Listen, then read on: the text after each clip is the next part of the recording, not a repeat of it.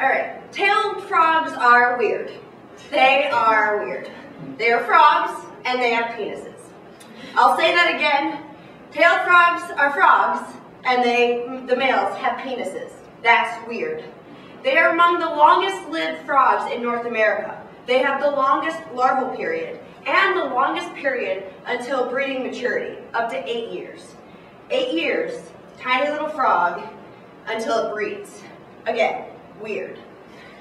Weirdest of all, even though they have a slow life history and have specific habitat requirements, they've been with us for a really long time. They're ancient, by all accounts. It just doesn't make sense. They've been around a long time. They're a species of special concern in BC, and little is known about their ecology and biogeography in the northern extent of their range, here in beautiful British Columbia. So here I am before you talking about penis frogs, because I want to understand a little bit about how they've been making it. They breed in cool, clear mountain streams and seem to have high breeding site fidelity.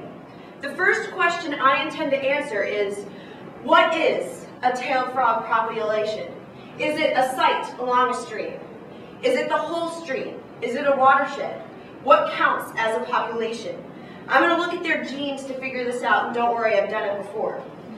I will then move up and look at the dispersal between populations. How related are they between populations? I will then attempt to discover what landscape features are barriers to their dispersal. Is it topography? Is it distance? Large rivers? Is there differentiation along the stream? What is causing them not to disperse? And I'm sure that will fluidly transition to me answering my ultimate question, is that do wide linear corridors, i.e. pipelines, create barriers to their dispersal? So why would I care about this? Is because ultimately I want to help promote connectivity along pipeline right-of-ways for penis frogs. I want to do my darndest to help maintain weirdness in our world. Thank you.